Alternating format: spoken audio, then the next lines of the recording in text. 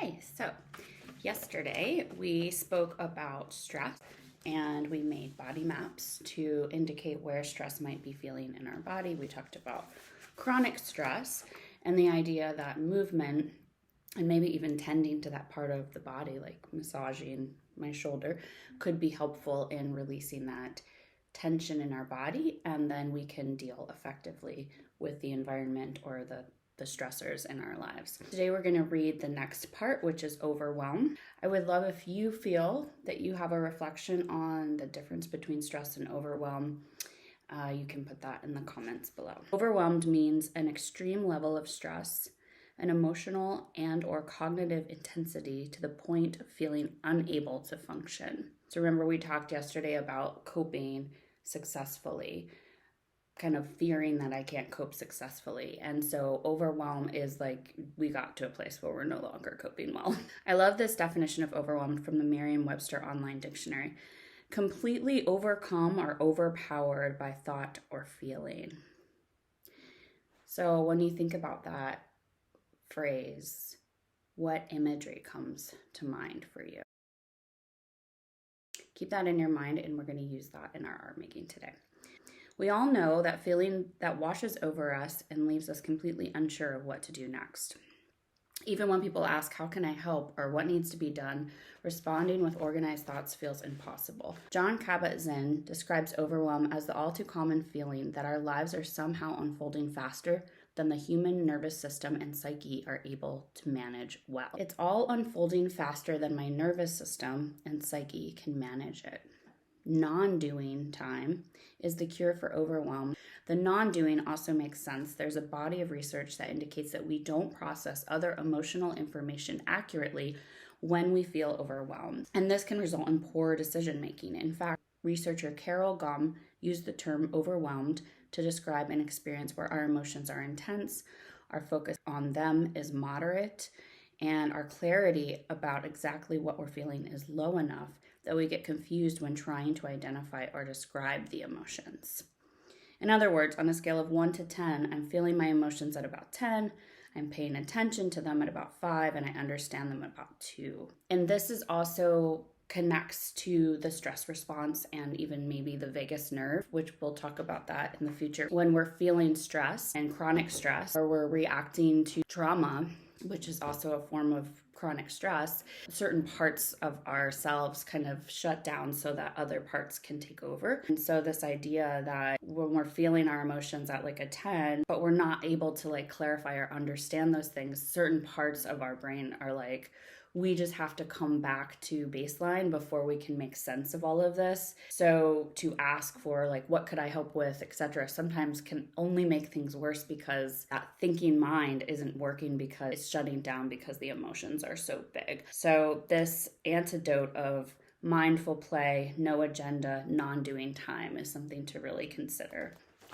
Let's think about some of those words and phrases and the feeling of being overwhelmed, the feeling of too much happening to manage our emotions successfully, and the antidote of that being play, our non-doing.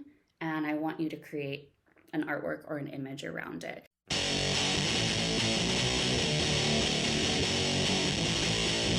Oh, yeah!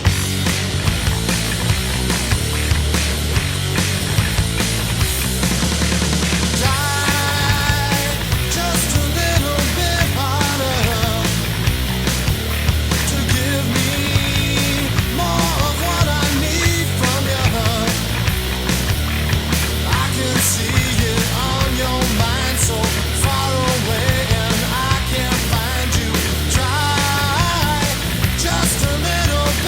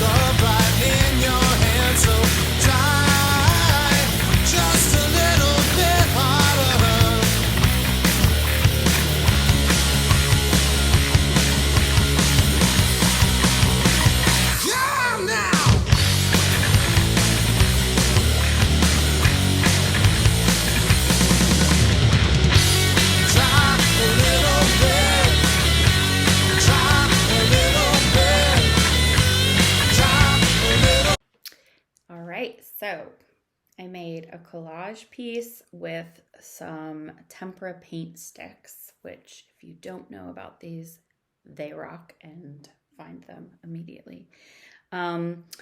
And I was thinking about the phrase "in the weeds" that Brene uses in her book, and this person that was kind of like drowning by it.